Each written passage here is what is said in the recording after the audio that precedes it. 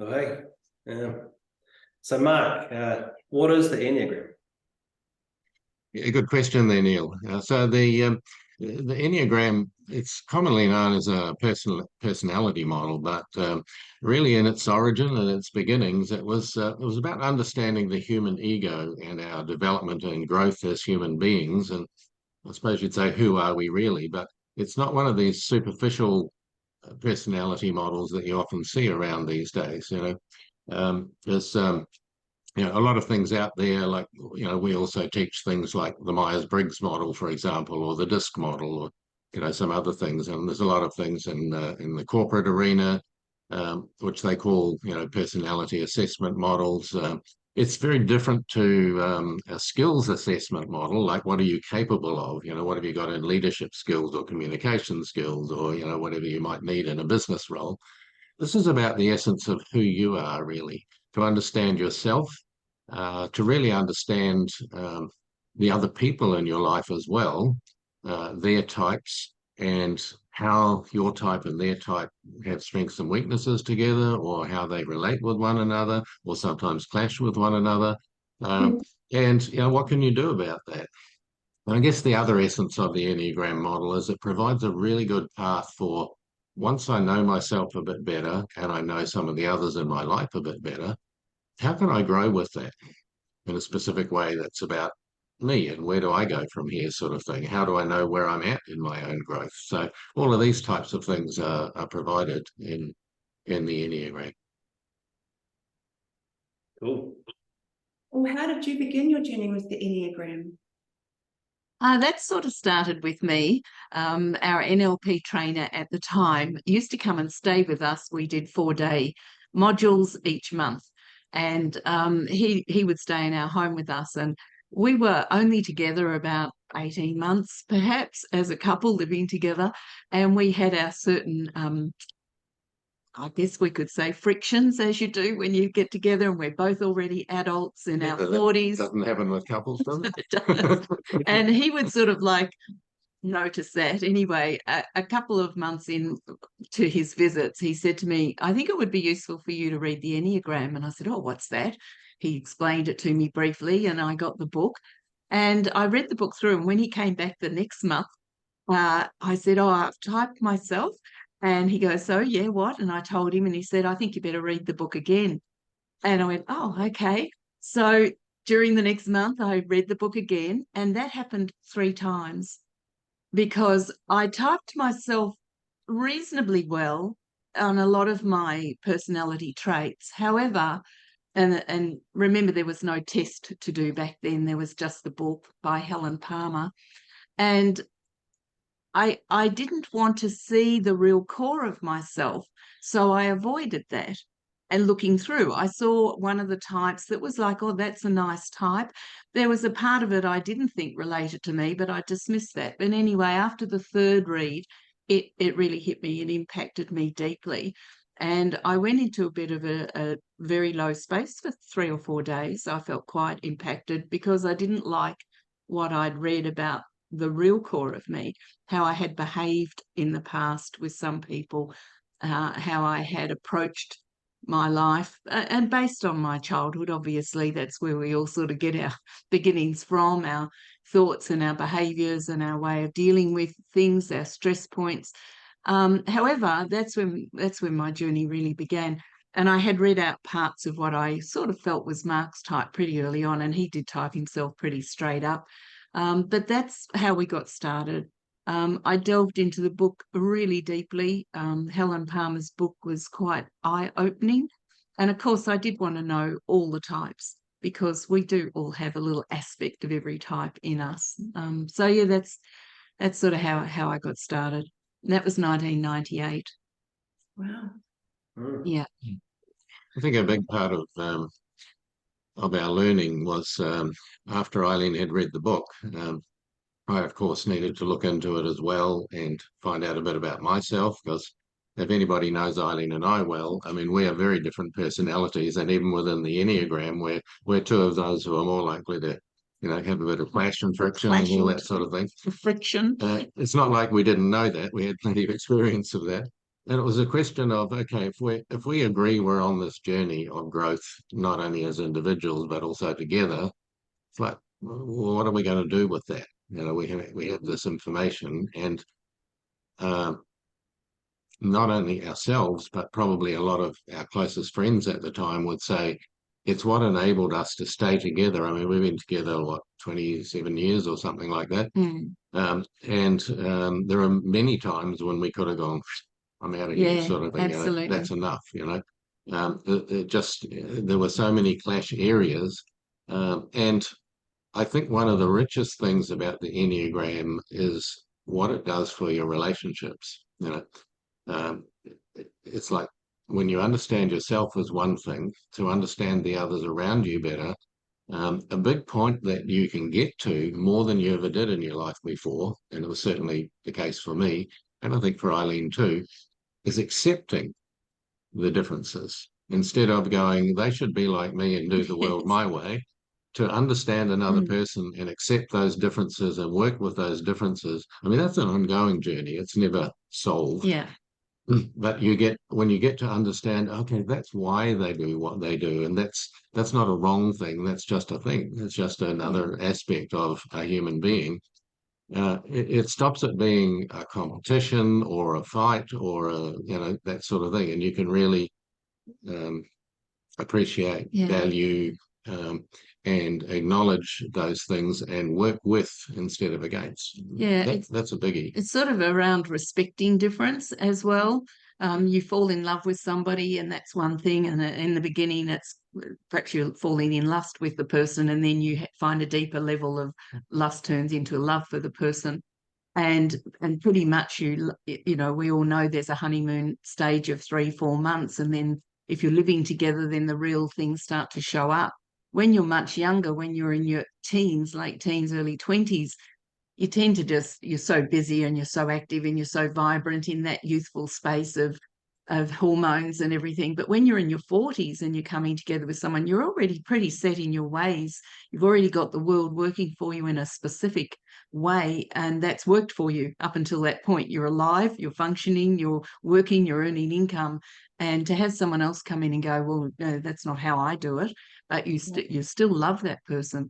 So it does take some adjusting. And in Helen Palmer's book, I think there's a lot of real inner soul searching. Now, if you're going to be in personal development, the first step to developing yourself on that personal level is to take full responsibility for whatever you discover about yourself.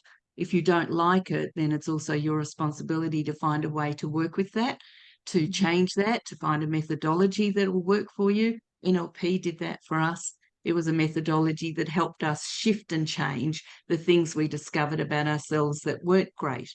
And we did a lot of that journey together, as you know, in the training room. We worked together a lot, and then running a business together 24/7. We've been doing that now for almost 28 years. So if you don't embrace those differences, and if you don't learn how to change what doesn't work between you, and your highest choice is to stay together, then you're not taking that responsibility level. You're not getting what we call above the line and saying, okay, so what's for me to learn here? So that's what we decided to embrace for ourselves separately and together as a couple. So coming back to the question of how did we start the Enneagram, it started with Eileen reading that book and so on. But then we did Enneagram training, I think first in the year 2000 with Dr. Wyatt Woodsmall, well known in the NLP world, but also somewhat of a specialist in the Enneagram. He's been teaching that for a long time. He learned from one or two of the originators of the what's called the modern Enneagram. And we started learning it for about 7 years before we started to teach it, because it's an ongoing learning. We were learning more things, reading more books, doing more courses, repeating some things, realizing that we didn't have a good handle on understanding of certain areas of it. In 2007, I think it was. We did our first one. We did our first Enneagram training with a group of people. And it's been ongoing from there. We've worked with individuals, we've worked with groups, we've worked with corporates, we've worked with volunteer organizations like World Vision. airlines, all sorts of outfits. Yeah. Because there's so many insights on personal, business, leadership, relationships, life fulfillment. Yeah, and we still, you know, they say it's for each person to type themselves. That's the real core of the Enneagram. You don't have other people type you. You type yourself through your learning, through your experiences, and through really diving deep into the model. And but of course, every now and then, Mark and I, in the back of the training room, we'd be thinking, oh, I wonder if that person's this type or that type. Because then, if you do understand the type, the beginning types of each person, you can better impact them in a training room environment. You can support them in a different way than if you have no clue about what was driving those behaviors or that thinking or whatever that person's getting stuck around. And even today, we still don't agree on, you know, if we're looking at somebody on the TV and we go, oh, we think they're an Enneagram this or that, we both have different opinions. So it's not just it's not an easy model unless you're truly, truly honest with yourself and you're typing yourself, which did take me a little while. You can lie to yourself pretty well about how you're behaving or how you're thinking. It seems that most people put that mask on in the beginning as a child. How do I get on in this world with these people at this time? So you build that mask, you build that little ego self. That's what it's all about. And as you build it, and you put those little things around as a self-protection as you're growing from a child to an adult, those things become who you believe you really are. And so then you behave accordingly to all those little things that you've built up to. How do I live with these people at this time in this way? So, yeah, it's a complex world, and we're complex beings, that you can unravel it. That's why they call it the onion, taking the layers off bit by bit. And even today, when, you know, I still go and read the book, I go back to the book sometimes. You know, if something's not working for me, I just go back and reread the book. What am I missing? Yeah. Very cool. So it seems like you've answered the next question all in that conversation. Sorry. What difference did it make in your lives? Yeah, I think we sort of have answered the question of it. We're still together. We're still together after 27 years. Mostly happily. It's helped us, I mean, brief version of the answer, it's helped us get insight into a lot of the people that we've worked with in the personal development field for 3 decades, more than 3 decades now. And we don't pretend we know everything about anybody, because, hey, we don't, for sure, and we get it wrong sometimes. But when you get some good insights into how a person does their world, especially through Enneagram, it's even deeper than any other models that we've worked with. And it helps us to help them help themselves, if that doesn't sound too Irish. So anyway. Yes. For people that come into the Enneagram space and learn with us, it's very much a matter of a journey. It's not, even if you type yourself, you may not necessarily have typed yourself correctly, just like I mistyped myself in the beginning. So it does become a journey. And every now and then in a training space, like all of a sudden someone goes, oh my God, because they've just had a big insight into their behavior. And that's usually from listening to somebody else of the same type that has become aware. And then someone else will go, oh my God, and see themselves. That's me too. Yeah, or they're in a group with the type they think they are, and they're sitting there going, this isn't like me at all. It's like these people are foreigners to me. This isn't me. And then all of a sudden they realize, oh my gosh, I'm in the wrong group. And so that's part of that unfolding of that journey. We keep it very light. We do have a saying, all types are good types. There's no wrong type. So that's the premise that we start the learning with. It's quite a participative and conversational type of course, rather than just the teacher teaching sort of thing. It's a different style to a lot of the other stuff. And as I said, these days there's a type assessment, so we provide that for people. It's quite in depth, over 130 questions. It's not just a 10-minute wonder. That's when you're more likely to mistype yourself. So we do for new people, they would be sent that test, and that's important to go through that, because it puts you into who am I really? How do I really feel about this or that? What are my values? So that's an important part of the process before we start. And we never reveal those types until we teach the model. That's the other thing. We teach the model first. It takes maybe the first 2 or 3 hours to teach the model, and then we reveal everybody's type. So you're not totally self-absorbed. If you know your own type, you get very self-absorbed. So it's important to learn the model first, then have a moment of self-absorption. And it's good that we've got breaks in between each session, because that way people can go off, do a little bit of self-exploration, and then come back with some new discoveries about who they are at core. Yeah. So we've talked quite a bit, but do you want to ask some different questions or say anything? Or So many questions, actually, and I'm sure the listeners have more questions too. So maybe we'll have other opportunities to get some more information from you. But we do have some asked questions by some people here. How can understanding the Enneagram types help us improve our communication and resolve conflicts within a relationship? Yeah, Good question. that's a very good question, and we've certainly, as we've already mentioned, had a lot of experience on that on a personal level. So understanding the Enneagram as a model is one thing. You're understanding basically, Ennea means 9 in Greek, and so Enneagram is like a 9-part model type of thing, or 9 aspects and different ways to look at something or evaluate something. When you understand your own type, and then you also understand how many subtypes there are, because obviously there's more than 9 types of people.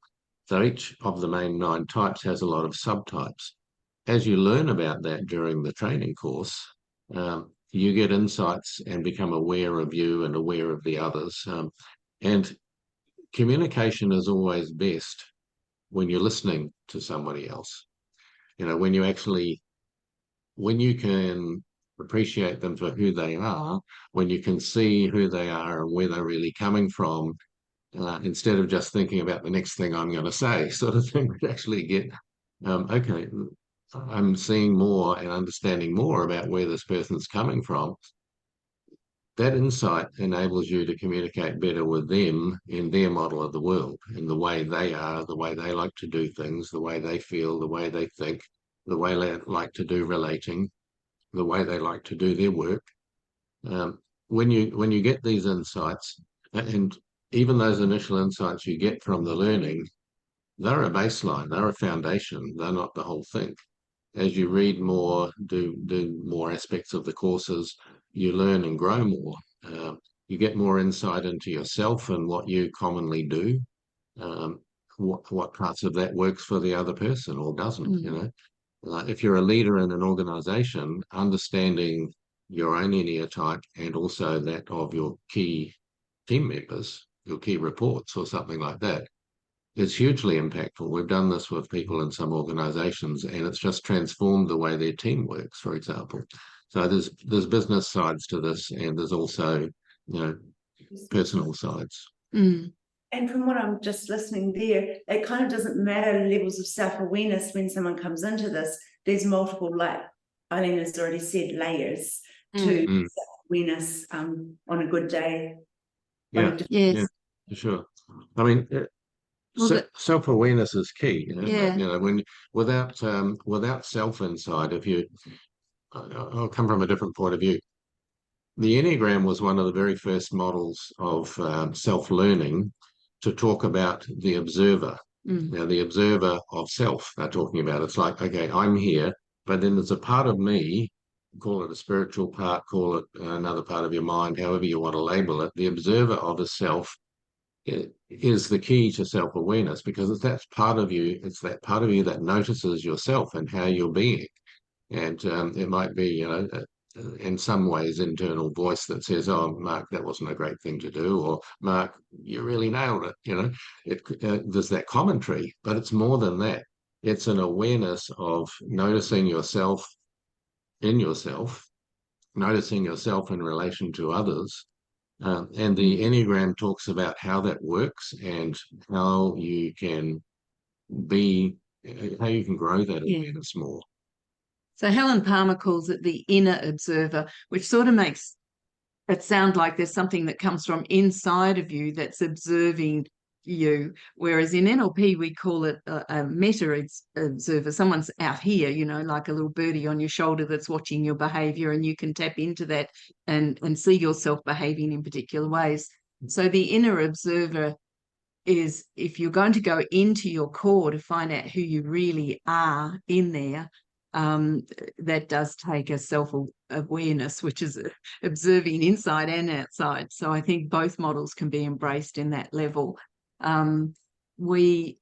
We've done lots of things to learn along the way about how to do that. We know NLP has techniques, but also we did some relationship work with a counsellor at one stage, and she would tell us each of us had to learn how to stay solid in ourselves. So that's finding that core of yourself and standing solid in that core, regardless of what the other person has going on for them at the time. So if you can stay solid, then you can more help the other person in your life. It doesn't matter whether it's a partner or a child or, you know, a parent, doesn't matter. You can help that person more when you're solid in your own core with your own understanding of who you are. Then you're more able to help and support another person in your life if they're having difficulty, if they're having a moment, you know, a catastrophe, whatever it is, a hardship, then you're more able to assist them. One of the things that I think was part of your question was not just communication, but I think you mentioned conflict. How does it help with conflict and so on? So when conflict occurs, it's generally conflict between two people. Yes, you can have inner conflict as well. It's important to get, you know, how come that arises? You know, what clashes in your world that causes you inner conflict? That's one aspect of personal growth learning. The conflict between people is generally arising because there's a clash of values, a clash of what is important to the other person, and somehow I've crossed that with you or you've crossed that with me, and so we're, you know, a bit at each other for whatever reason. And to get past the defending my ground and you defending your ground and we're just having a go at each other sort of thing, we need to have further insight in an accepting sort of way. And one of the things about the Enneagram learning environment is, as Eileen said earlier, there's no better than. Nobody's superior, no personality type in the Enneagram is better than another type or anything like that. They all have their strengths, they all have their weaknesses, and you're only growing if you're accepting. The more you're accepting, the more you can grow.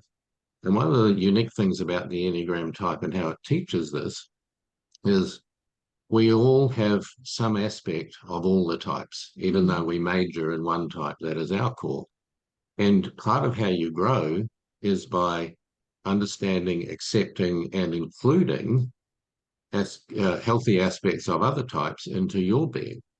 That brings more rapport with people who are that type. Yeah, who are different to you. Yeah. Whereas if you just stay, I'm my type, I'm right, and I've got this, you're going to have constant clash because you're putting out there, and you're just not accepting, you're defending. And getting past that is key. Now, that is a bit more of the advanced area. In the beginning of the Enneagram course, of course, we just have to teach stuff that helps people understand what are the types. That's why we intend with this course, we're going to have the foundation course, the first 4 sessions. And for those who want to, we'll get into that deeper stuff. But first, you've got to understand the types and what it all means and get a bit more insight to yourself and the other key people and influences in your life, who you influence, who influences you, how does that go? So these things are, without that at the beginning, you don't have a solid foundation. Yeah. Then you can get into the more gritty stuff. In the assessment that we take people through, you actually get a score on all 9 types. So your highest score is going to be up here somewhere, but the other types might be, across here or down here or whatever, but you do get a score of every type. It's just as important on some level sometimes to not only just look at the highest score, which may or may not be your core. If you've been really honest in how you answer the questions, what turns up for you may or may not be true in that moment. And you can change it as you go through. If you have a deeper understanding as you go through, oh my gosh, that's not, it might be the next score down that is more your type. or it could be like 4 scores down, that is really who you are, but you've been trying to protect and hide that from the world. So protection of self is what starts off in very early childhood, in order to survive in the world. So, you know, sometimes the lowest score is what the person might need to be looking at. That indeed is a key growth point. Yeah. Sure. I was just going to wondering that myself. Some things are, is it's like if there's a really quiet area, I'm using, quiet area or something that's out of view, something that we're not in touch with, that could be the really important aspect of ourselves to connect with. And I'm assuming we have a safe space for our people when we're going through this sort of thing, because this is deep work. It is deep work, and yes, it is a safe space. We'll be doing the confidentiality frames at the beginning, which is really important. People will be going into smaller groups, breakout rooms, they call them on Zoom. So they'll be able to just work one-on-one or with 3 people in a small group, and then we'll come back and be sharing. So yes, that's vital that there is a safe space. And, I did have that with our early trainer. I did start to open up and talk a little bit. Well, obviously he knew my core type right from the word go, which is why he kept telling me to go back and read the book. So, he could see into me more than what I was willing to see in myself. And he was accepting of that, obviously, to encourage me to find that for myself, because he was accepting me in that world. He, understanding my type and how that would impact my world if I could understand it and learn to shift and change. So it's a transformational model. Your type doesn't change from once you form it in the first 7 years as a child, going through those first 7 learning years. It can sort of be set in the second 7 years, if not the first 7, which mine was very much set in the second 7 years. And you can take that core and you're transforming it. That doesn't mean you're changing it to a different type. That means you're actually doing transformational work on your own core type. So you're evolving that ego upwards so that you learn to live with the parts of that type that are a little bit less enjoyable to learn about yourself, but you can transform them, but you're still that core. So you raised 2 key points there, Karyn. With what you said before. One is around the safe space, and that's very important because we encourage people to be very self-honest, and both to themselves and also in the small group sharing with each other and so on. So one of the frames that we said at the beginning is, to all participants, your participation in this course is on the basis of agreement. And we ask them to send back a signed form on that because it's quite personal. Your participation is on the agreement that the stuff that's talked about during the course between people remains so. This is not something that will be recorded for public use. It's something that is just for the people on the course, and you don't talk about anybody's personal stuff other than your own outside of the being in the course. You can talk about things you learned about the Enneagram, but you don't talk about anything of other people's personal stuff, if you get what I mean. Now, the other key thing in there, so we don't record breakout rooms, is what he's saying. No. Well, we wouldn't record a question and answer session in the group, but certainly the teaching parts can be recorded and reutilised later. Now, the other key thing you mentioned is some of these lesser aware parts, the things, what did you say, the things that are a bit out of the way or not noticed so much.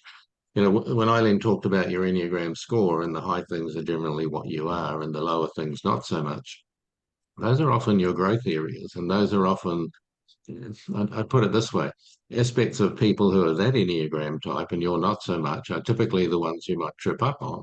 They might be the ones that you go, oh, why is that person so stupid or so obstinate or so difficult to get on with?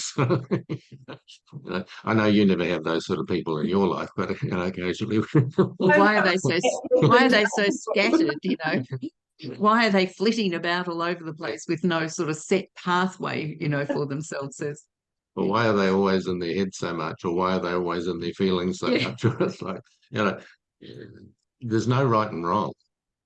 There just is. Yeah, it's just how you learned how to cope that's your coping strategies in the world, and everybody has them. There isn't a soul on the planet who doesn't have coping strategies, who doesn't go to a stress point when they're stressed, who doesn't go to a really nice, warm, loving point when they're in that intimacy with themselves. And so everybody does this. Everybody has these core points. Everybody has these variations as well. It's just a matter of, it's another way to learn about who you are, and can you evolve yourself a little bit further by having an understanding of you and this model and others, obviously. Wow. Cool. What else?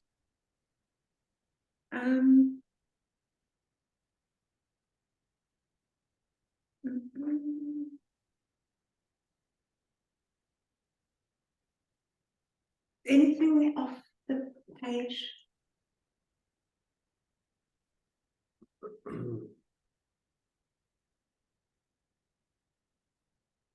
I remember one of the things that we talked about that you mentioned earlier before we're on this call was how is Enneagram different to some of the other Yes. personality models and stuff like that. So, you've got, out in the business world and so on, you've got typically use things like DISC or Myers-Briggs or the Human Brain Dominance model with your 4 quadrants, or you've got color models, or you've got Animals and birds. animals, or the ocean model, the 5-part ocean model. There's so many things that are used out there. Now, in the context of business, these are typically strengths and weaknesses, and who's appropriate for what job and all that sort of thing.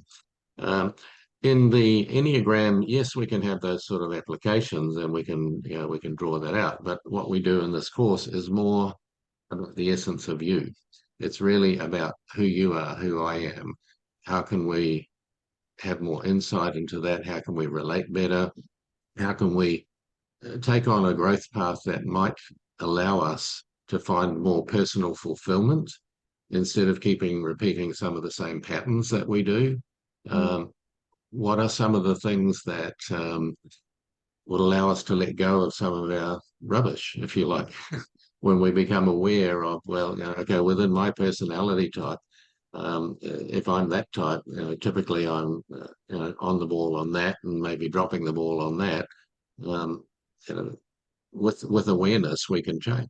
If we don't notice things, we don't know to change. Yeah, we can understand our parents more once we understand how they parented us from their core personality type, and then how do we parent our children, or how did we parent our children from our core personality type?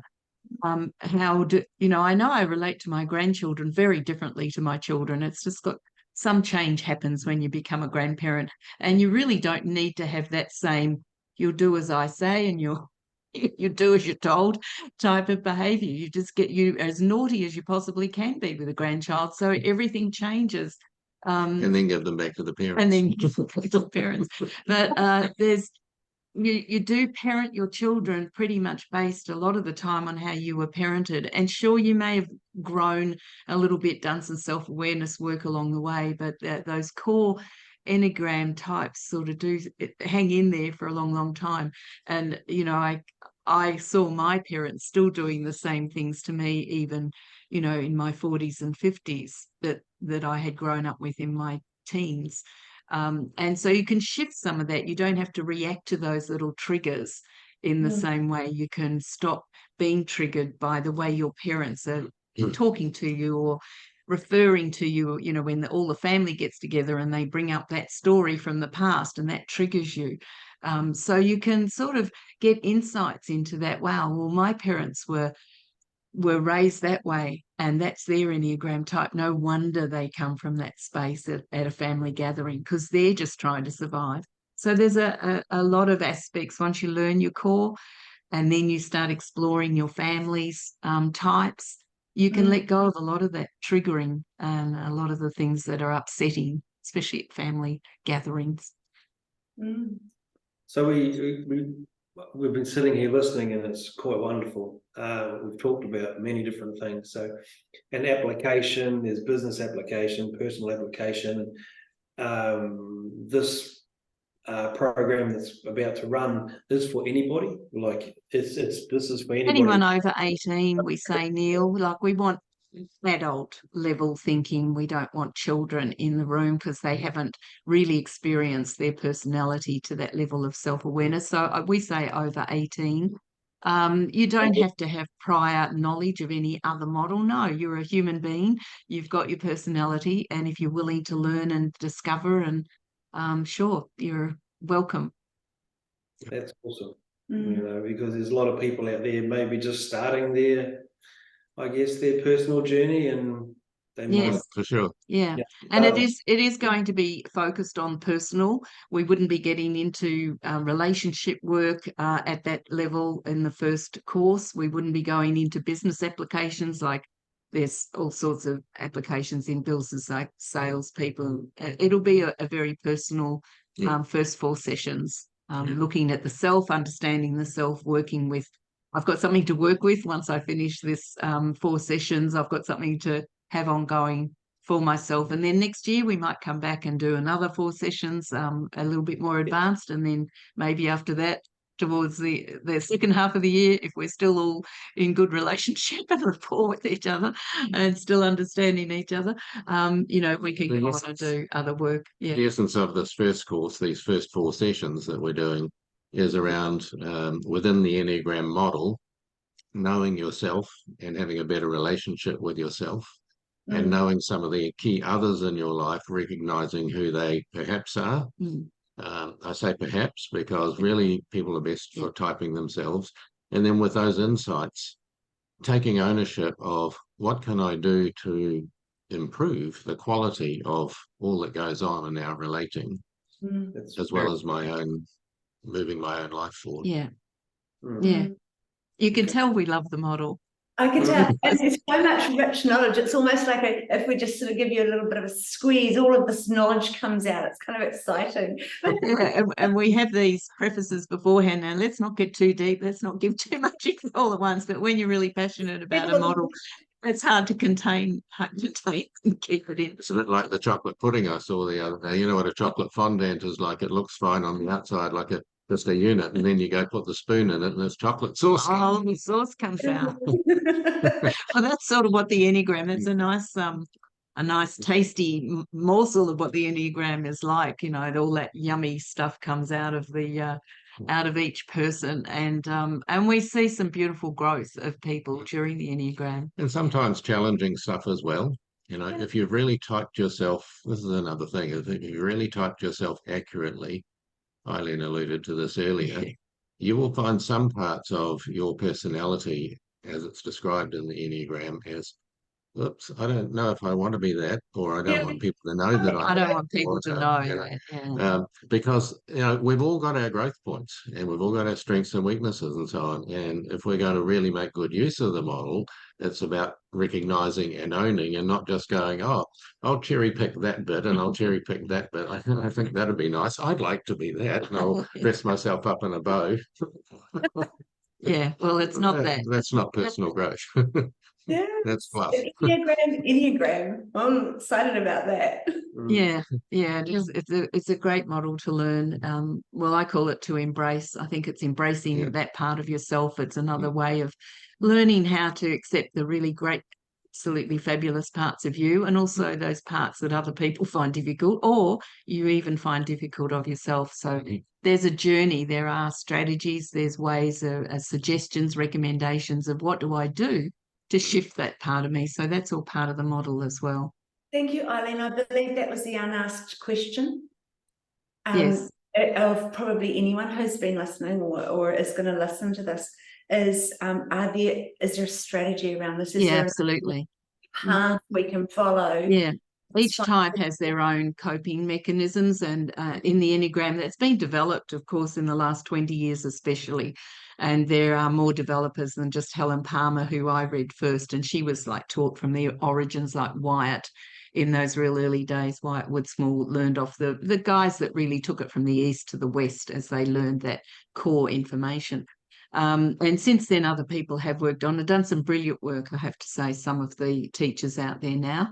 And so along with that has come, if you're this type and you're having problems with that part of that type, here's the things you can look for. Here's the things you can notice in yourself. Here are the things that warning signals, and when that happens you can do this. So yes, it's definitely got that as part of the model, which is fabulous. Wasn't there when I first read the model. It was just like, help, now I know this about me. What am I meant to do? But of course I was on the NLP journey, that change journey methodology, so I did a lot of my changing through those change processes. These days you can actually, it's a little bit easier. You don't have to study NLP for 10 years in order to change what you are required to change, to look deeper into yourself in this model. So I think the work that's come since the early days in the last 20 years has been really, really useful for people. I'm aware that initially this was going to be a 10 or 15 minute conversation interview. It's now about 40 minutes or something. Well, if anyone's listening to the whole interview, well, thank you so much, and we appreciate you, and we might see you on the program. Beautiful. Beautiful. Thank you. Thanks.